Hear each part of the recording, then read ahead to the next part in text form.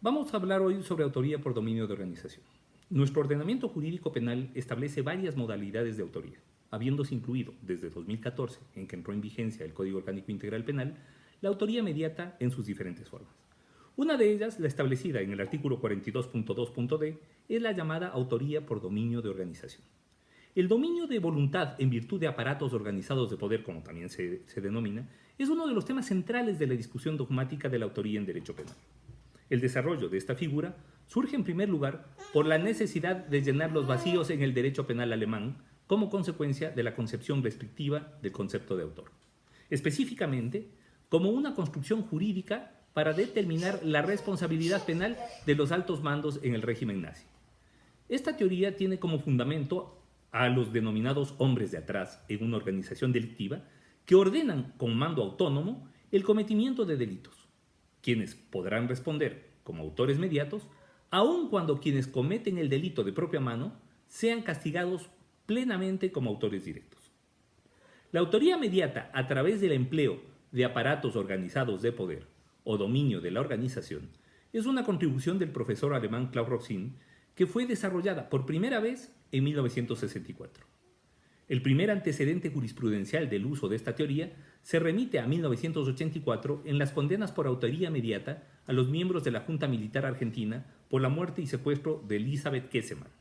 Posteriormente, el Tribunal Supremo alemán admitiría esta construcción jurídica en 1994 en el caso de los soldados del muro, o conocido en alemán como Mauerschützen, en donde los miembros del Consejo de Seguridad Nacional del exgobierno de la Alemania del Este fueron condenados como autores mediatos por los homicidios dolosos al haber ordenado impedir que los fugitivos traspasen el muro divisorio de las Alemanias.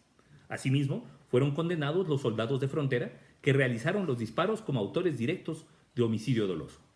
Otro caso más reciente ocurre en 2009 cuando la Corte Suprema de Perú condena al expresidente Fujimori como autor mediato de los homicidios, lesiones y secuestros que habían cometido las fuerzas de seguridad peruanas durante su periodo presidencial.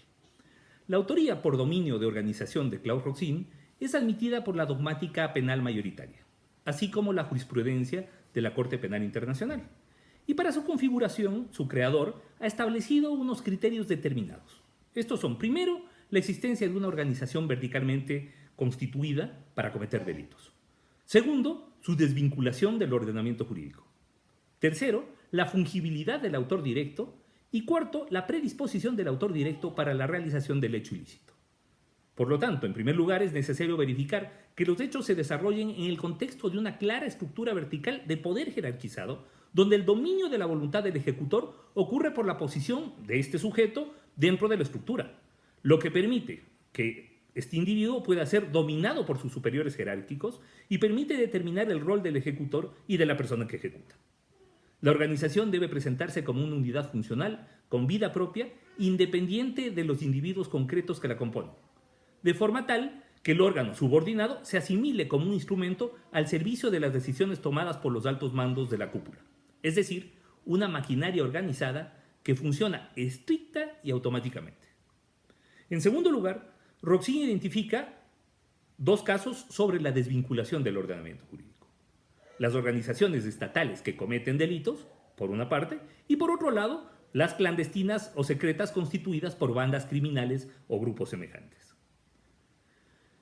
Por otra parte, estos aparatos funcionan sin que sea decisiva la perspectiva individual de quien ejecuta, de modo prácticamente automático, y parte del hecho de que los ejecutores son intercambiables, lo que se denominaría como fungibilidad, no siendo siquiera necesario que el hombre de atrás los conozca, ya que éste puede confiar en que se cumplirán sus instrucciones.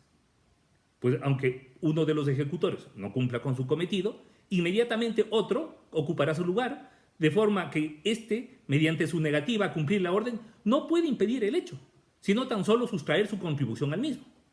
De esta manera, los ejecutores tan solo representan el rol de las, ruedas intercambiables en el engranaje del aparato de poder. De forma que la figura central en el suceso, a pesar de la pérdida o ninguna cercanía con el hecho, es el hombre de atrás en virtud de su medida de dominio de organización.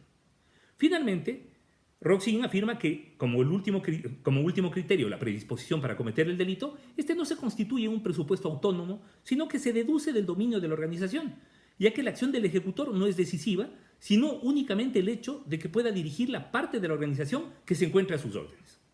Al respecto, se tiene una organización jerárquica, la cual es idónea para provocar una forma de adaptación social, ya que muchas veces el ejecutor dispuesto, en caso de una actitud negativa, podría perder su puesto dentro de la organización criminal, conseguir el desprecio de sus colegas de delito o incluso tener consecuencias negativas directas sobre él o su familia. En el mismo sentido, al contar con una desvinculación con el derecho, se podría fomentar pretensiones de hacer carrera delictiva, de subir en la escala de la organización criminal u otras motivaciones de carácter delictivo. Por lo tanto, la fungibilidad de los individuos puede llevar a una predisposición del hecho, ya que la conducta delictiva la puede realizar cualquiera, pero en este caso el autor directo elige realizarla, siempre bajo el mando del hombre de atrás, es decir, del autor mediato bajo la forma de autoría por dominio de organización. Muchas gracias.